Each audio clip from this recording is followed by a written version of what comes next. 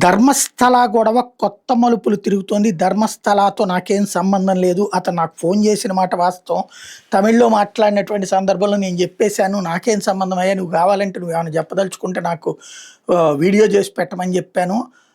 అదే సందర్భంలో అతను నువ్వు చెప్పేది నిజమైతే నేను క్రాస్ చెక్ చేసి అప్పుడు కావాలంటే నిన్నొచ్చి కౌలించుకుంటానని చెప్పాను.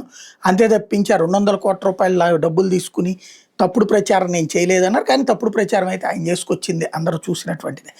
అక్కడ ఒక క్రెడిబిలిటీ ఆయనది దెబ్బతిన్నది. ఇప్పుడు తాజాగా ఆహ్, ఈ ఒక డిబేట్‌లో పార్టిసిపేట్ చేశారు. ఆర్ఎస్ఎస్ ఐడియాలజీని మీరు ద్వేషిస్తారు గదా!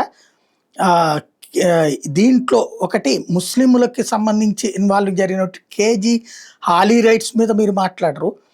నూపూర్ శర్మని వ్యతిరేకించినటువంటి మీరు మొన్న జరిగినటువంటి ఆడపిల్ల హత్యలకు సంబంధించి మాత్రం మాట్లాడరు.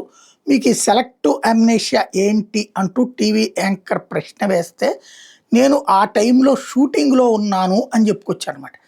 అంటే ఆర్ఎస్ఎస్ మీదన, బీజేపీ మీదన ద్వేషించేటటువంటి సందర్భంలో మీకు టైం ఉంటది. సినిమాల గురించి పెద్ద ప్రాబ్లమ్ ఉండదు. మీరు సినిమా షూటింగ్‌లో ఉన్న స్పందిస్తారు. అదే మైనారిటీల వలన మెజారిటీ వర్గానికి ఏదన్నా తేడా జరిగినప్పుడు మాత్రం స్పందించరా అని అడుగుతున్నారు జనం ఇప్పుడు.